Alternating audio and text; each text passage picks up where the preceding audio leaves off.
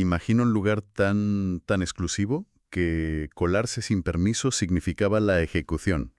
Así, de forma inmediata. Uf, un complejo con casi 9.000 habitaciones valorado hoy en, ojo, 70.000 millones de dólares. Una barbaridad.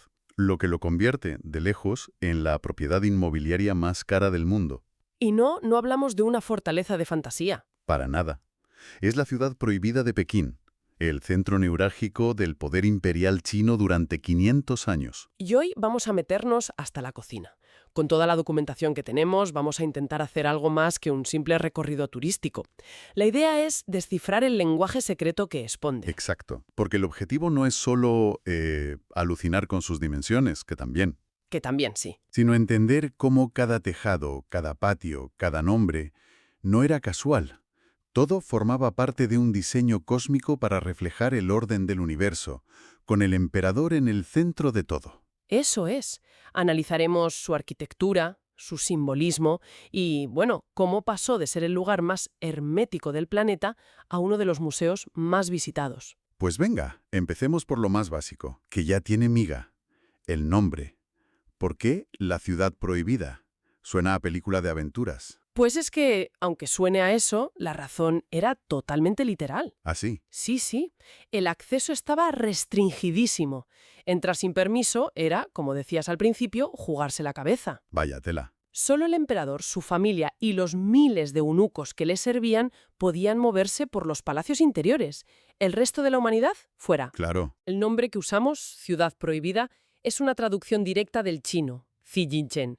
Pero si lo descomponemos, ahí es donde se ve la verdadera cosmología que hay detrás. A ver, cuenta. La primera parte, Zi, significa púrpura. Púrpura, o sea, la ciudad púrpura. Pero si yo siempre pienso en el color amarillo por los tejados. Ahí está la clave. Es que no se refiere al color. Ah, Zi hace alusión a la estrella polar, que en la antigua astronomía china se conocía como la estrella Ziwei.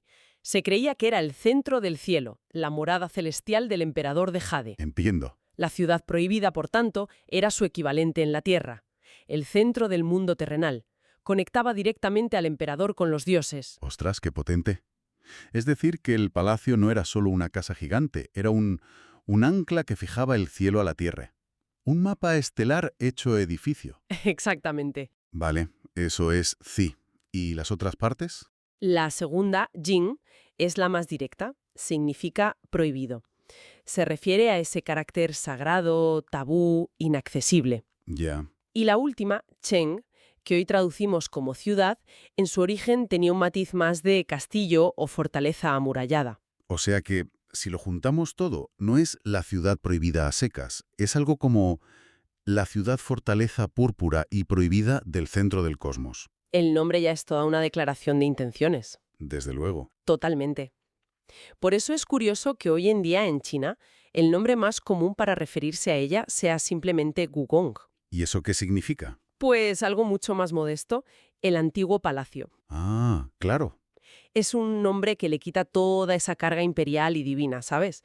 Mucho más apropiado para su función actual de museo. Claro. Se centra en su historia, no en su antiguo poder. Eso es. Y, a ver, para construir la contrapartida terrenal del cielo, la escala tuvo que ser igual de cósmica, ¿no? Porque los datos de la construcción son para que te explote en la cabeza. Es que es una auténtica pasada. Se levantó entre 1406 y 1420. Solo 14 años. 14 años para una ciudad de 72 hectáreas. Fue una orden del emperador Yongle, de la dinastía Ming. El que trasladó la capital de Nankín a Pekín. Él mismo. Las fuentes hablan de más de 1 millón de trabajadores forzados, soldados, campesinos, artesanos. 1 millón de personas. Y los materiales que usaron son el reflejo de esa ambición sin límites. Vale, la madera y el mármol son materiales nobles, pero esperables. ¿En los documentos había algún material que te llamara la atención por ser, no sé, inesperado o extravagantemente lujoso? Pues mira, sin duda los suelos. Se pavimentaron los salones principales con algo llamado jinchuan, Jinchuan. que se traduce como ladrillos de oro. Ladrillos de oro, pero de oro de verdad. No, claro. Pero casi. Eran unos ladrillos de arcilla especiales fabricados en Suzhou, a cientos de kilómetros. ¿Y qué tenían de especial? El proceso. Era Una locura. Cada lote tardaba más de un año en hornearse y tratarse para conseguir una superficie pulida, oscura, y que, al golpearla, sonara casi como el metal. Qué pasada. Eran carísimos y un símbolo de estatus brutal. Y luego estaba la madera, no usaban cualquier cosa. Eran troncos enteros de Phoebe Senan, una madera preciadísima y casi imputrescible, Que tendrían que traer de... de las junglas del suroeste de China. Es que no te entra en la cabeza la logística de todo eso. Y hablando de cifras que no entran en la cabeza, está el famoso mito de las 9.999 habitaciones. ¿Eso es cierto? Es uno de los mitos más arraigados, sí. La leyenda dice que solo el emperador de Jade, en el cielo, podía tener un palacio de 10.000 habitaciones. Ah, y su hijo en la tierra. El emperador tenía que tener una menos, por respeto. Además, el número 9 es el número del emperador por excelencia en la cultura china. Pero es solo un mito. Sí. Los recuentos arquitectónicos modernos hablan de unas 8.886 estancias. Que sigue siendo una barbaridad. Desde luego. Pero el 9.999 era más una cifra simbólica, ¿sabes? Una licencia poética para expresar su cercanía a lo divino. Aún así, la logística para mover algunos materiales tuvo que ser de ciencia ficción. Leí algo sobre una rampa de piedra que es una locura. Uf, la rampa ceremonial detrás del Salón de la Armonía Preservada. Es que eso merece un capítulo aparte. ¿Por qué?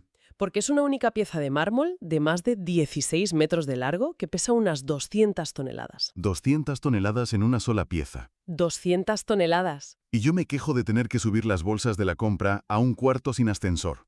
¿Cómo narices movieron eso en el siglo XV? Pues tirando de ingenio, la teoría más aceptada, que aparece en las fuentes, es que esperaron al invierno más crudo. Al invierno. Sí. Crearon un camino de hielo artificial de kilómetros de largo desde la cantera hasta Pekín. Inundando el camino para que se congelara. Exacto. Y no solo eso, cavaron pozos cada pocos cientos de metros a lo largo de la ruta, para ir sacando agua y verterla sobre el hielo, justo delante del enorme trineo que llevaba la piedra. Ah, ¿para lubricar? Justo. Así creaban una capa de lubricación constante para que esa mole de 200 toneladas se deslizara. Es una hazaña de coordinación y de ingeniería que hoy nos costaría hacer con grúas. Flipante, ¿vale? Es increíble. Ya estamos dentro, por así decirlo. ¿Cómo se organiza esta ciudad dentro de una ciudad?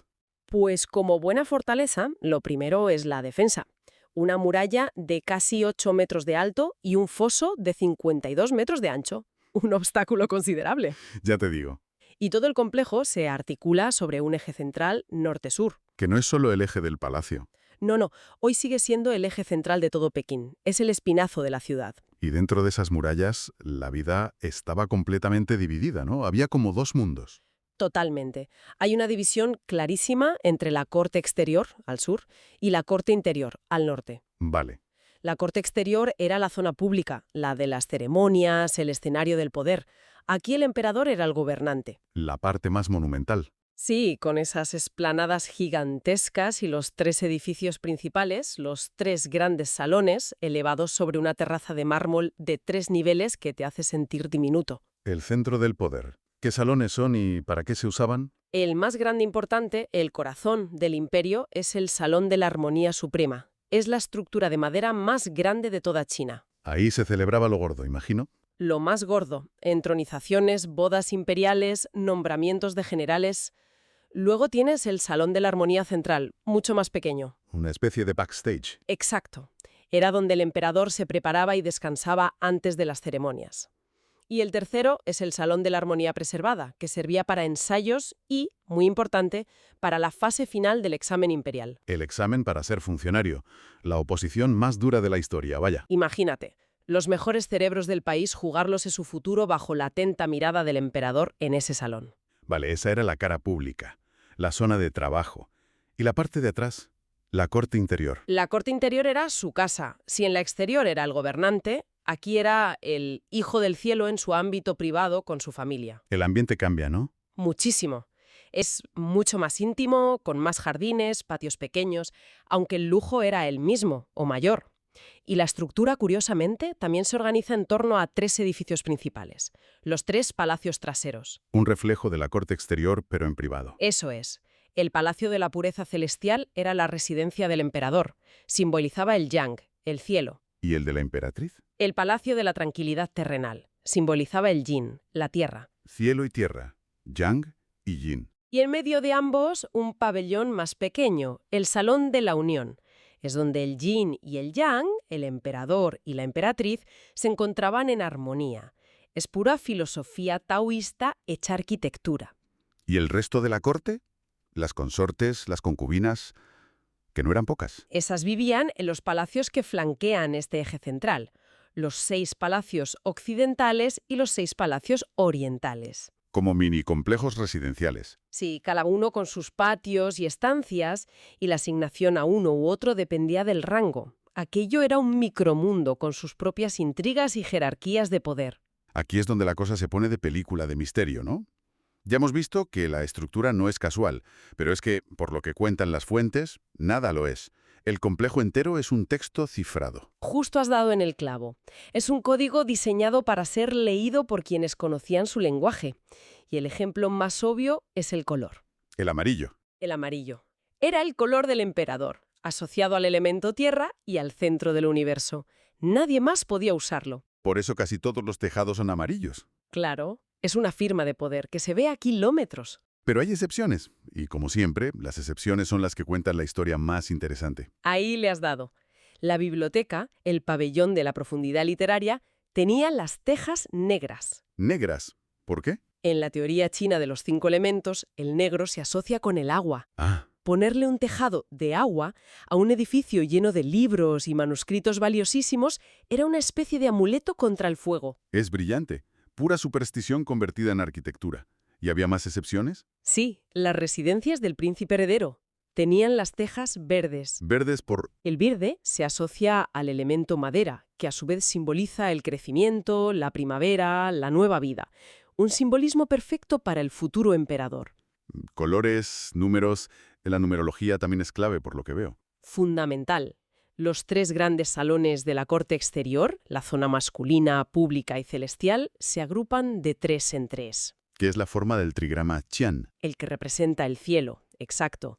En cambio, las residencias principales de la corte interior, la zona femenina, privada y terrenal, se agrupan de 6 en 6. La forma del trigrama Kun, la Tierra. Es el cosmos entero en un plano arquitectónico. Y luego está en esos detalles que te puedes perder si no te fijas, como las figuritas que hay en las esquinas de los tejados. Las hileras de estatuillas son un indicador de estatus.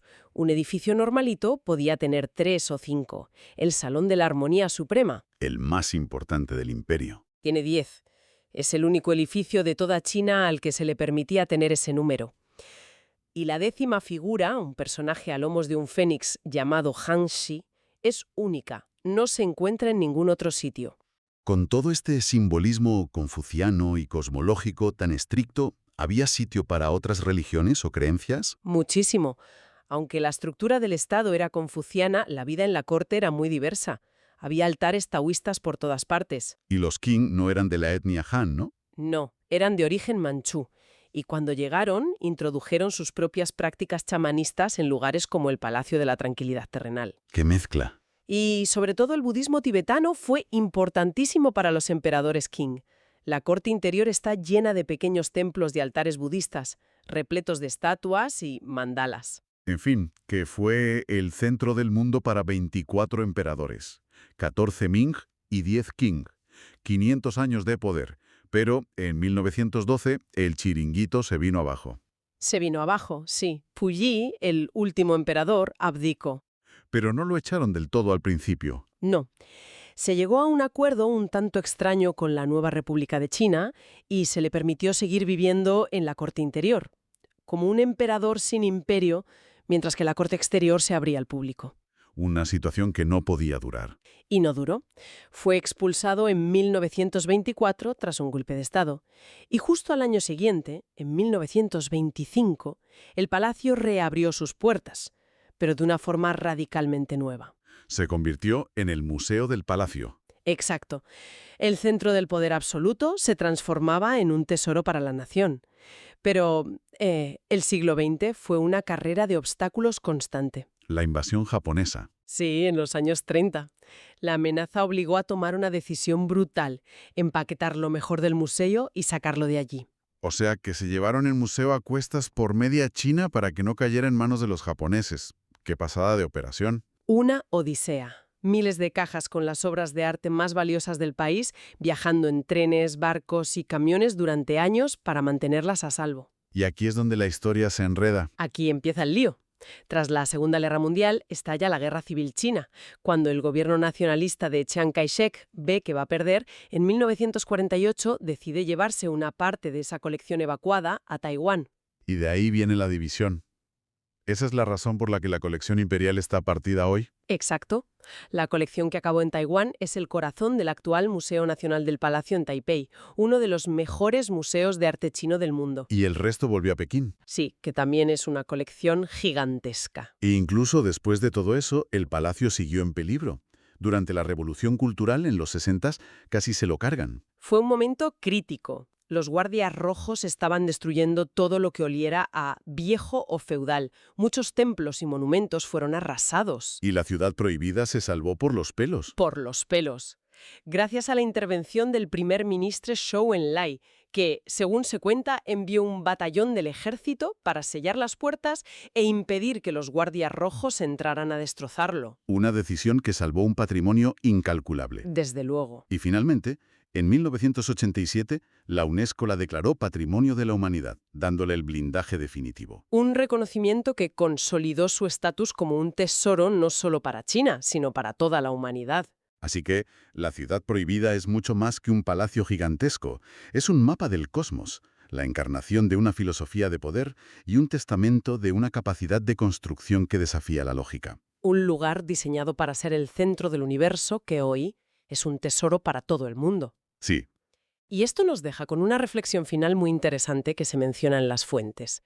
Desde hace un par de décadas hay en marcha un proyecto de restauración masivo. Para conservarlo, claro. Sí, pero el objetivo es muy específico.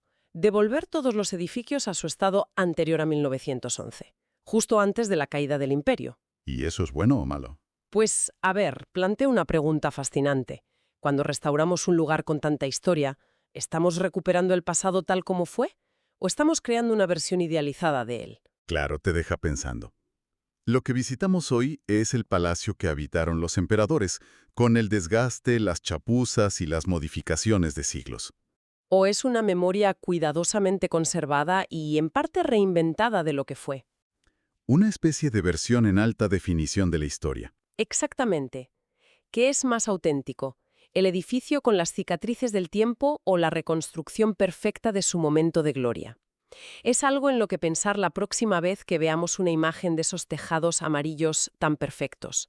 Nos obliga a cuestionar cómo elegimos recordar y presentar el pasado.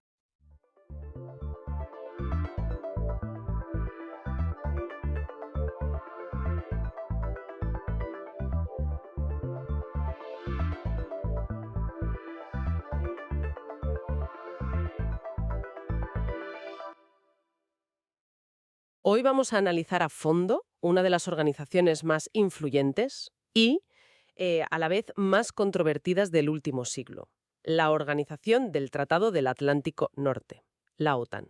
La OTAN, sí. Tenemos sobre la mesa un material muy completo que recorre su historia, sus batallas y su compleja estructura interna. La misión es entender no solo qué es, sino cómo ha podido sobrevivir a su propio propósito original y por qué de repente vuelve a ser el centro del tablero geopolítico. Totalmente. Para arrancar, me quedo con una frase de las fuentes que lo define a la perfección. Es una alianza con un principio que suena simple. Un ataque contra uno de nosotros es un ataque contra todos. Sí. Pero la aplicación de ese principio ha sido de todo menos simple. Es que esa simplicidad es el caballo de Troya del tratado. Esconde la pregunta del billón de dólares que ha recorrido los pasillos de la OTAN desde su fundación. ¿Cuál es esa pregunta? ¿Está un país dispuesto a entrar en guerra y sacrificar a sus ciudadanos por un aliado lejano?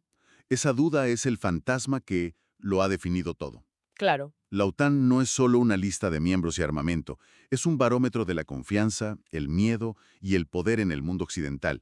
Su historia no es una línea recta. Es una serie de reinvenciones forzadas por la historia. De acuerdo, pues empecemos por el principio. ¿Cómo nace este gigante? Porque no surgió de la nada en 1949. Tengo entendido que sus cimientos se pusieron sobre las ruinas de la Segunda Guerra Mundial, con pactos más pequeños. Exacto, es un proceso gradual. Primero, en 1947, tienes el Tratado de Dunkerque entre Francia y el Reino Unido. Que es una historia antigua ya. Suena a historia antigua, pero su objetivo era defenderse de una futura agresión alemana. Fíjate qué curioso. De Alemania, no de la Unión Soviética. Dices del Benelux. Se estaba creando un pequeño club de defensa en Europa Occidental, pero Pero le faltaba músculo. le faltaba el músculo necesario para enfrentarse a la verdadera amenaza que todos veían venir por el este. La Unión Soviética. Y ahí es cuando entra en juego el hermano mayor. Ahí es. El 4 de abril de 1949, en Washington, se firma el Tratado del Atlántico Norte. Los 5 de Bruselas se unen a Estados Unidos, Canadá, Portugal, Italia, Noruega, Dinamarca e Islandia. Y en el corazón de ese documento, El famoso artículo 5, la cláusula de defensa mutua. que es la frase con la que abríamos. Pero una cosa es escribirlo en un papel y otra, muy distinta, es que signifique algo real. Me imagino que en ese momento era más una declaración de intenciones que un plan de guerra. Totalmente. Era una línea roja política impulsada por eventos como la doctrina Truman para contener al comunismo y, sobre todo, por el golpe de Estado comunista en Checoslovaquia en 1948. Que debió causar pánico. Pánico en Occidente. Pero, como dices, era solo un papel. Y aquí está la clave que a menudo se pasa por alto. Sin la Guerra de Corea en 1950, la OTAN podría haber seguido siendo un club de papel durante años, ¿Por qué Corea fue tan decisiva? Estaba a miles de kilómetros. porque generó un pánico absoluto a que Asia fuera solo la primera ficha del dominó y que la siguiente pudiera ser Europa Occidental. Fue ese miedo lo que convirtió un tratado político en una verdadera maquinaria de guerra integrada. Ah, vale. En 1951 se crea SHAPE, el cuartel general supremo en Europa, y se nombra un comandante supremo aliado. Es la prueba de que la OTAN, en su esencia, no actúa, reacciona. ¿Y la reacción de la Unión Soviética? Fulminante. En cuanto Alemania Occidental se rearmó y entró en la OTAN en 1955, Moscú creó el Pacto de Varsovia, ¿El tablero de la Guerra Fría quedó servido? servido y con las piezas en su sitio. ¿Un tablero con una tensión brutal? El muro de Berlín, 400.000 soldados estadounidenses en Europa. Pero incluso en el lado occidental no era todo un bloque unido. El caso de Francia es fascinante. Se retiran de la estructura militar en 1966. Espera, ¿cómo puedes estar en una alianza militar pero a la vez no estar en su estructura militar? Suena a contradicción, ¿verdad? Y suena a querer estar en la fiesta sin ayudar a recoger después. Es una gran analogía. Charles de Gaulle lo veía de otra manera. Su pregunta era la que mencionábamos al principio. ¿Realmente arriesgaría Washington un holocausto nuclear para defender París o Berlín? Y él pensaba que no. Mía estratégica. Desarrolló su propio arsenal nuclear y dijo, participo en la alianza política, pero mis tropas y mis bombas las controlo yo. El clásico, me apunto a la cena, pero traigo mi propio tupper. Y me voy antes de fregar los platos. Exacto. Y demostró que la unidad de la OTAN siempre ha sido un equilibrio muy precario. Y entonces, en 1989, el mundo cambia por completo. Cae el muro de Berlín, se disuelve el Pacto de Varsovia. De repente, el gran enemigo que justificaba toda esta maquinaria militar desaparece. La pregunta lógica era, ¿y ahora qué? Cerramos el chiringuito. Exacto. Fue una crisis existencial en toda regla. O se reinventaba o se convertía en una reliquia de la Guerra Fría. Y la alianza optó por una transformación radical. ¿Cuál? Pasar de ser un escudo de disuasión pasivo a convertirse en una especie de policía activa para la gestión de crisis internacionales. Ya no se trataba de esperar un ataque, sino de salir a apagar fuegos. Y el primero y más brutal incendio fue la desintegración de Yugoslavia. Ahí es donde la OTAN entra en combate por primera vez en su historia. Por primera vez. Y lo hace en Bosnia. Primero, imponiendo una zona de exclusión aérea en el 92. 2 años después, en el 94, sus cazas derriban 4 aviones serbo-bosnios. ¿La primera acción de combate? La primera. Pero el punto de inflexión es el genocidio de Srebrenica en 1995. La masacre fuerza a la OTAN a lanzar la operación Deliberate Force, una campaña de bombardeos que obliga a los serbios a negociar la paz. Y unos años después, en 1999, llega Kosovo. Otra campaña de bombardeos, esta vez de 78 días, para frenar la limpieza étnica. Pero tengo entendido que esta intervención fue mucho más polémica internamente, ¿no? Muchísimo más, porque se hizo sin el respaldo del Consejo de Seguridad de la ONU. Y esto abrió una brecha enorme dentro de la alianza. Claro, el debate de la legitimidad. Por un lado, Estados Unidos y el Reino Unido decían, si esperamos a la ONU, El veto de Rusia o China nos paralizará mientras se cometen atrocidades. Un argumento pragmático. Y por otro, países como Francia o Alemania respondían, si actuamos sin la ONU, perdemos toda legitimidad internacional y sentamos un precedente peligroso. Ganó la primera visión, pero ese debate persigue a la OTAN desde entonces. Un momento. Tenemos Bosnia, Kosovo y luego vendrían Afganistán, Libia. Todas muy distintas. ¿Qué aprendió la OTAN de una intervención que aplicara o no aplicara en la siguiente? ¿Fue la experiencia en los Balcanes la que les llevó a Afganistán con una estrategia diferente? Esa es la pregunta del millón. A ver, en los Balcanes, la OTAN aprendió que podía ser una fuerza militar decisiva para detener una guerra. El objetivo era claro, parar los combates. Y bueno, lo consiguieron. Pero Afganistán fue otra historia. Afganistán fue una lección de humildad completamente diferente. Después de los atentados del 11 de septiembre, se invoca el artículo 5 por primera y única vez. Parémonos ahí un segundo. Es un momento histórico. Un ataque terrorista en Nueva York y Washington se considera un ataque contra los 19 miembros que eran entonces. La solidaridad debió ser increíble. Fue total e inmediata. El problema es que esa solidaridad se tradujo en la misión más larga y compleja de su historia, la ISAF en Afganistán. Claro. Y ahí ya no se trataba de detener una guerra, sino de reconstruir un país y luchar contra una insurgencia. Y la OTAN descubrió que es mucho mejor bombardeando puentes que construyéndolos. Una lección muy dura. Durísima. La caótica retirada en 2021 fue la prueba final de que el nation building no estaba en su ADN y fue un golpe durísimo a su credibilidad. Y con esa herida de Afganistán todavía abierta, llega la intervención en Libia en 2011. Me da la sensación de que el recuerdo de Afganistán tuvo que pesar mucho en esa decisión. Pesó enormemente.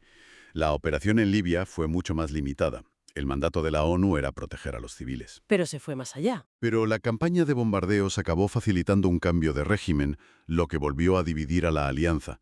Alemania, por ejemplo, se negó a participar, traumatizada por esa extensión de la misión que habían visto en Afganistán. El llamado Mission Creep. Exacto. Libia dejó una lección clara. Las intervenciones rápidas y limitadas a menudo tienen consecuencias largas e incontrolables. El resultado fue un estado fallido, que desestabilizó toda la región.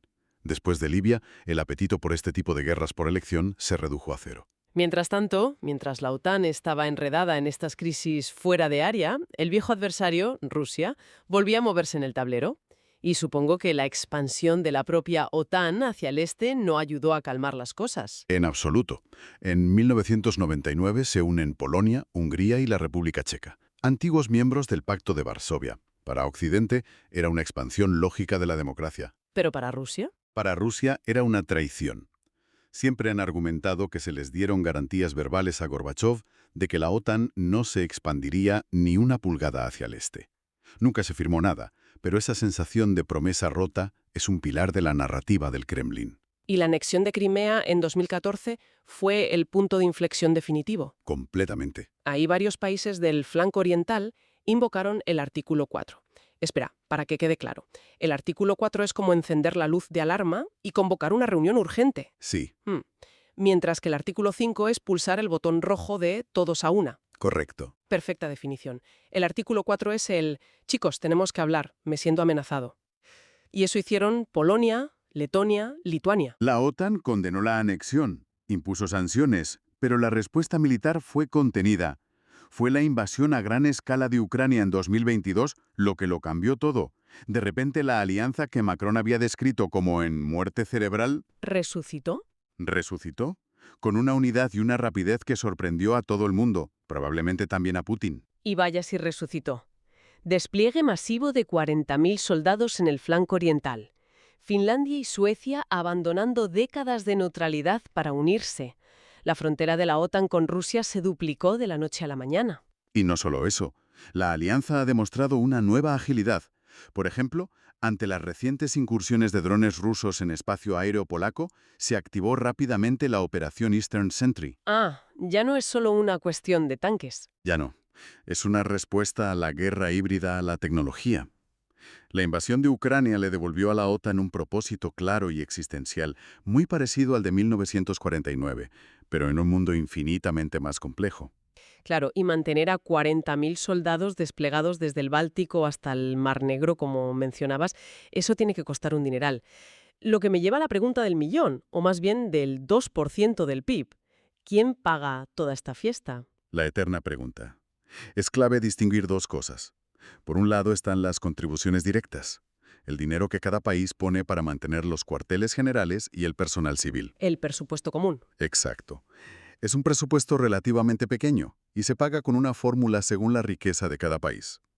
El verdadero debate está en las contribuciones indirectas. Que es el famoso objetivo del 2% del PIB en gasto de defensa. Es como una cuota de socio obligatoria. No exactamente. Durante años fue una guía, una recomendación. Se convirtió en un compromiso político formal en 2014, en la Cumbre de Gales, justo después de la anexión de Crimea. Ahí se pusieron serios. Fue como si, de repente, todos se dieran cuenta de que la seguridad no es gratis. Se comprometieron a aspirar a moverse hacia el 2% en una década. Aspirar a moverse suena un poco vago. Y fue una fuente de tensión brutal, sobre todo con Estados Unidos exigiendo a los europeos que se rascaran el bolsillo. ¿Cómo va eso ahora? Pues la guerra de Ucrania fue el despertador definitivo. Antes de la invasión, apenas un puñado de países cumplía. ¿Y ahora? Los últimos datos de 2024 muestran que 23 de los 32 miembros ya alcanzan o superan ese 2%. Es una cifra récord. Vaya. Resulta que la mejor manera de convencer a los países para que inviertan en defensa es tener una amenaza real y palpable en la puerta de casa. Y el club no se limita a sus 32 miembros. Veo en las fuentes que existe toda una red de socios por el mundo, desde Colombia hasta Japón o Australia. Sí, y eso es fundamental para entender la OTAN del siglo XXI. Tiene programas como la Asociación para la Paz con países exsoviéticos, el Diálogo Mediterráneo con naciones del norte de África e Israel, y estos socios globales. Lo que demuestra que su alcance ya no es solo el Atlántico. Demuestra que, aunque su tratado se centre en el Atlántico Norte, sus preocupaciones y su influencia son ya completamente globales. Vale, si tratamos de juntar todas las piezas. La OTAN nace como un escudo defensivo contra la URSS, simple y claro. Sobrevive a su razón de ser reinventándose como un martillo para intervenir en crisis internacionales, con resultados muy dispares en los Balcanes, Afganistán o Libia. Y hoy ha vuelto a su papel original, de escudo frente a Rusia, pero un escudo mucho más grande, tecnológico y con la vista puesta en todo el planeta. Ese es el resumen perfecto.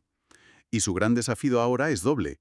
Por dentro, mantener la unidad entre 32 democracias, cada una con sus propios intereses, lo cual es un milagro diplomático diario. Me lo imagino. Y por fuera, adaptarse a un mundo donde las amenazas ya no son solo misiles, sino también ciberataques, campañas de desinformación o la lucha por el control de nuevas tecnologías. Y eso me deja con una idea dándome vueltas en la cabeza. El artículo 6 del tratado original define el área de defensa de la OTAN muy claramente. Europa, Norteamérica y el Atlántico al norte del Trópico de Cáncer. Sí, es muy específico. Pero acabamos de hablar de misiones en Afganistán, socios en Colombia y Japón, y una preocupación cada vez mayor por la influencia de China. Así que la pregunta para quien nos escucha es inevitable. ¿Se le ha quedado pequeño el nombre de Organización del Tratado del Atlántico Norte a la OTAN del siglo XXI?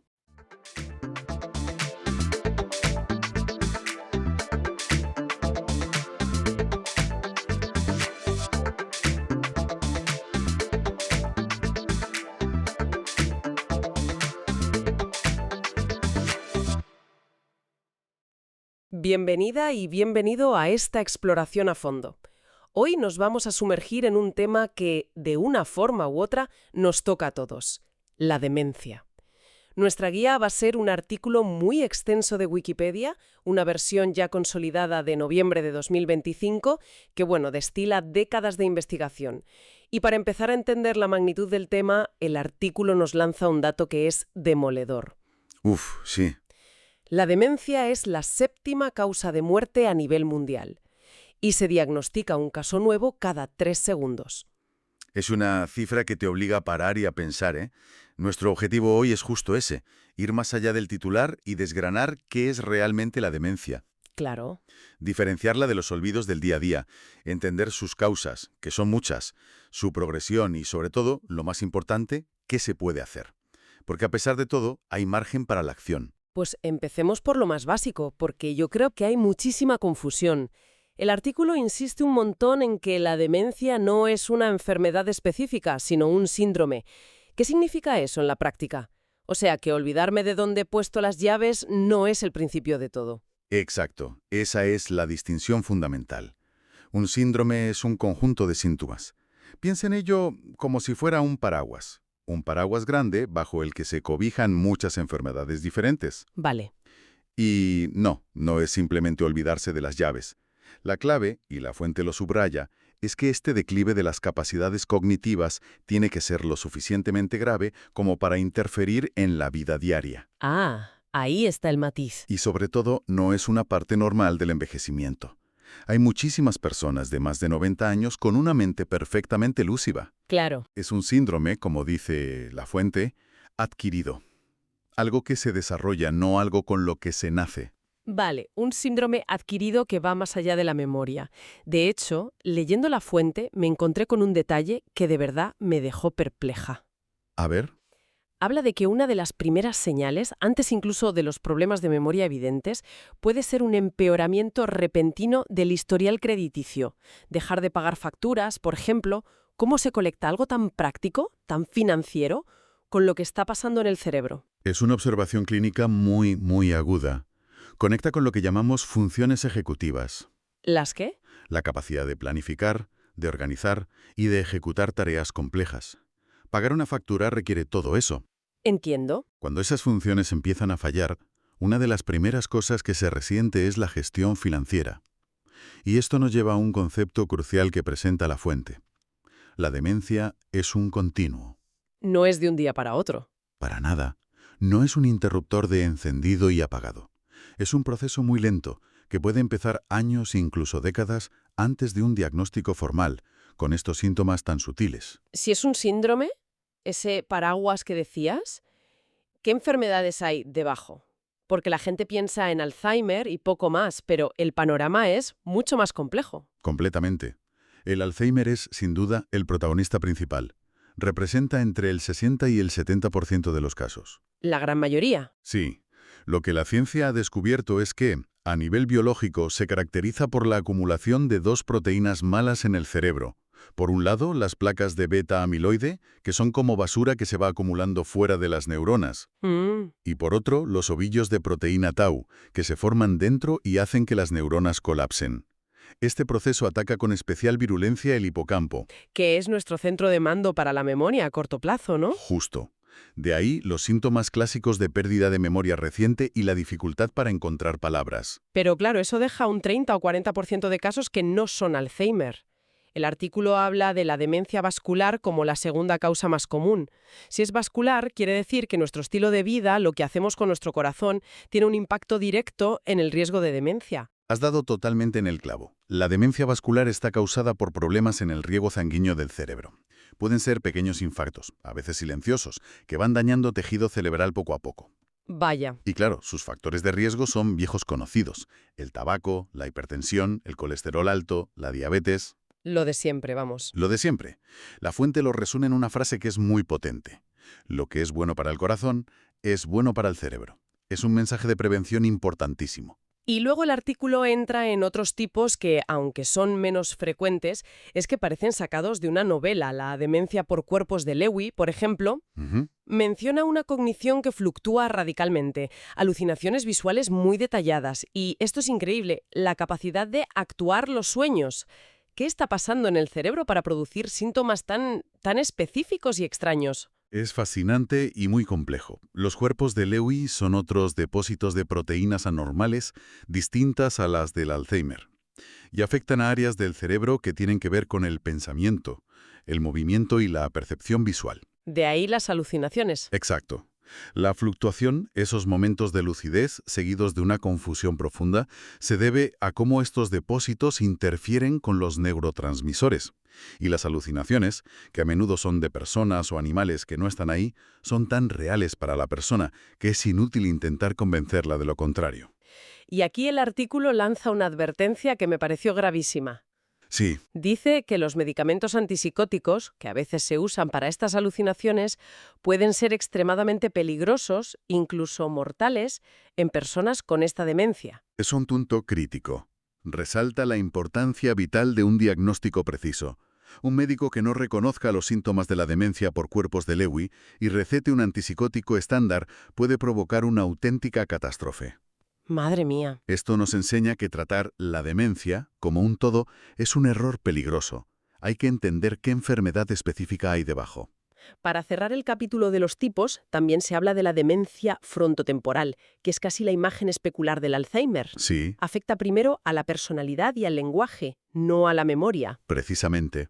Afecta a los lóbulos frontal y temporal del cerebro, que son los que regulan nuestra conducta social, la empatía, el lenguaje. Entiendo. Por eso, los primeros síntomas pueden ser una apatía profunda, comportamientos impulsivos o decir cosas socialmente inapropiadas sin ningún filtro. Es un desafío diagnóstico enorme, porque al principio se puede confundir fácilmente con una depresión o un trastorno bipolar. Ya me imagino. Y para complicarlo todo aún más, la fuente menciona la demencia mixta. ¿Qué es eso? Pues cuando coexisten, por ejemplo, las patologías del Alzheimer y la vascular. Algo que, ocurre en un 10% de los casos y lo enreda todo mucho más. Entendido. Tenemos un síndrome con múltiples causas.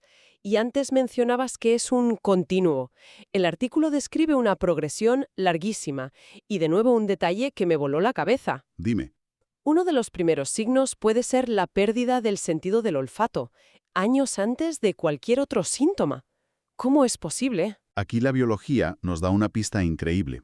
Las vías olfativas tienen una conexión muy directa con las áreas de la memoria en el cerebro, como el hipocampo. Ah, Se cree que los mismos procesos patológicos que luego causarán la demencia, como esa acumulación de proteínas, pueden empezar en estas zonas. es una ventana a los cambios biológicos más tempranos. Justo, a esta fase tan inicial se le llama predemencia. Y después de esa fase silenciosa llega algo que el artículo llama deterioro cognitivo leve. Exacto, el DCL. Aquí los problemas de memoria o de pensamiento ya son evidentes para la persona y su entorno, pero, y esto es importante, todavía no interfieren de forma grave en su independencia. O sea, puedes seguir con tu vida. Sí, puedes seguir cocinando, conduciendo, viviendo sola, pero notas que algo no va bien, que te cuesta más. Pero el dato clave que aporta la fuente es que el 70% de las personas diagnosticadas con DCL acaban desarrollando demencia. Ese porcentaje es brutal. Significa que el DCL es básicamente una sala de espera para la demencia. Es una forma dura, pero bastante gráfica de verlo. Más que una sala de espera, los médicos prefieren verlo como una ventana de oportunidad crucial. ¿Oportunidad para qué? No para una cura, que hoy por hoy no existe, pero sí para la planificación. Es el momento de tomar decisiones legales y financieras importantes, de hablar con la familia, de expresar los deseos sobre los cuidados futuros, cuando la persona aún tiene plena capacidad para hacerlo. Claro, tiene todo el sentido. Y a partir de ahí, la demencia, propiamente dicha, se divide en etapas: temprana, media y tardía. Así es, en la etapa temprana, la persona sigue siendo relativamente independiente, pero ya necesita ayuda para tareas complejas, como gestionar el dinero o planificar un viaje. Vale. En la etapa media, la ayuda es necesaria para actividades más básicas, como vestirse o asearse. Y aquí aparece un fenómeno que es muy duro para las familias: la anosognosis. Que es, según la fuente, la falta de conciencia sobre la propia enfermedad. Exacto.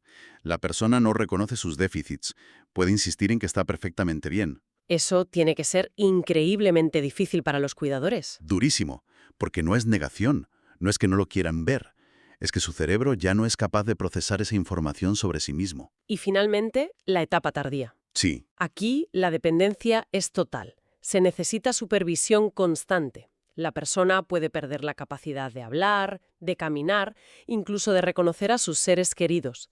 Y la fuente dedica un apartado a un tema muy delicado en esta fase: la alimentación. sí, porque las dificultades para tragar son comunes y muy peligrosas. Esto abre un debate complejo sobre el uso de sondas de alimentación. ¿Y qué dice el artículo? Pues que el consenso científico que recoge es claro. En fases avanzadas, la alimentación asistida por vía oral, o sea, dar de comer con paciencia, con alimentos adaptados, ofrece un nivel de confort y calidad de vida igual o superior al de una sonda, y además evita complicaciones como la agitación o las úlceras por presión. Es una decisión que pone el foco en la humanidad del cuidado, ¿no? Totalmente. No solo en la nutrición calórica. Después de este panorama, que puede sonar bastante desolador, la fuente dedica mucho espacio a lo que sí está en nuestras manos. No hay cura, pero sí hay prevención y manejo. ¿Por dónde empezamos? Empezamos por la vida entera. La Comisión Lancet, que cita el artículo, identificó 12 factores de riesgo modificables. 12. 12. Factores que, si se controlaran, podrían prevenir o retrasar hasta un 40% de los casos de demencia. Incluyen cosas como un bajo nivel educativo en la juventud, la pérdida de audición no tratada en la mediana edad, o el tabaquismo, la inactividad física y el aislamiento social en la vejez. De todos esos, el artículo parece destacar 2 por encima del resto, y la actividad física y la estimulación cognitiva. Y aquí introduce el concepto de reserva cognitiva. Me encantó la analogía que usaba. La de la red de carreteras. Sí. Es perfecta, ¿verdad? La idea es que mantener el cerebro activo a lo largo de la vida, pues aprendiendo un idioma, leyendo, tocando un instrumento, socializando, es como construir una red de carreteras más densa y con más conexiones en el cerebro. Ujú. Si la enfermedad empieza a bloquear una carretera principal, el cerebro tiene muchas rutas alternativas para llegar al mismo destino. Y la persona puede seguir funcionando bien durante mucho más tiempo a pesar del daño que ya existe. ¿Puedo sacar otro dato de la fuente que me sorprendió muchísimo? Claro, La conexión con el virus del herpes simple, el que causa los herpes labiales. El artículo cita un estudio de 2024 que sugiere que la infección por este virus duplica el riesgo de demencia. ¿De verdad algo tan común puede tener un impacto tan grande? que es una línea de investigación muy activa. La teoría es que ciertos virus, como el herpes, pueden permanecer latentes en el sistema nervioso y al reactivarse pueden desencadenar procesos inflamatorios en el cerebro que, a largo plazo, contribuyen al desarrollo de enfermedades como el Alzheimer. O sea, que la inflamación es clave. Es un enemigo silencioso para el cerebro, sí. Lo mismo ocurre con la salud dental. La inflamación crónica de las encías también se ha relacionado con un mayor riesgo. Todo apunta en esa dirección. Vale, eso es la prevención. Pero una vez que el diagnóstico llega, el objetivo cambia. Si los medicamentos, según el artículo, tienen un beneficio bastante modesto, ¿dónde está el verdadero avance en el cuidado? El gran avance no es farmacológico, es filosófico. Es el cambio hacia un modelo de atención centrada en la persona. ¿Suena bien? ¿Pero? Suena a eslogan, lo sé, pero es una revolución. Significa dejar de ver a la persona como un conjunto de síntomas que hay que medicar y empezar a verla como un individuo, con una historia, con gustos, con miedos y con necesidades. ¿Puedes darme un ejemplo práctico de lo que eso significa, para que lo entendamos bien? Claro, imagina a una persona con demencia que se agita y grita por las tardes. Sí. El modelo antiguo diría, démosle un sedante.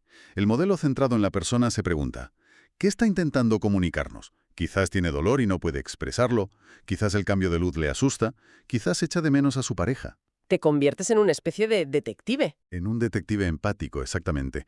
Buscas la causa raíz del comportamiento. Y terapias como la música, que conecta directamente con la memoria emocional, o la terapia de reminiscencia, con fotos antiguas, se basan en este principio. Conectar con la persona que sigue ahí, detrás de la enfermedad. Y este enfoque también se aplica a los cuidados paliativos, que la gente asocia solo con el final de la vida. Exacto. El artículo defiende introducir los cuidados paliativos mucho antes, no para esperar la muerte, sino para maximizar la calidad de vida. Su objetivo es controlar el dolor, ofrecer apoyo emocional, espiritual y ayudar a la familia a navegar un proceso que es larguísimo y muy duro. Es un soporte vital. En resumen, hemos pasado de definir la demencia como un síndrome complejo a explorar sus múltiples caras. Hemos recorrido su larguísimo camino, desde pistas sutiles, como la pérdida de olfato, hasta sus fases más avanzadas. Ujú. Y hemos visto que, a falta de una cura, el foco está en la prevención a lo largo de toda la vida y en un modelo de cuidados profundamente humano. El mensaje que me queda es que no es una condena inevitable de la vejez y que hay mucho margen de acción. Totalmente. Si hay una idea central que se extrae de todo el material, es ese cambio de paradigma, de un enfoque puramente biomédico que busca una pastilla mágica a uno integral que pone la dignidad y la historia de la persona en el centro de todo. Es más complejo, claro. Mucho más complejo, pero es infinitamente más humano y más efectivo para mejorar la calidad de vida. Y para terminar, el artículo nos deja con una reflexión final que va más allá de la medicina. Las cifras son abrumadoras. Se estima que el número de personas con demencia pasará de 55 millones en 2021 a más de 150 millones para 2050. Es que cuesta procesar esa cifra. Cuesta muchísimo. Ya no hablamos solo de un problema sanitario, hablamos de un cambio social absoluto. Y esto nos deja con una pregunta provocadora. Más allá de la salud individual, ¿cómo deben adaptarse nuestras sociedades, nuestras comunidades e incluso el diseño de nuestras ciudades a un mundo donde vivir con demencia será cada vez más común? ¿Cómo sería una sociedad verdaderamente amigable con la demencia?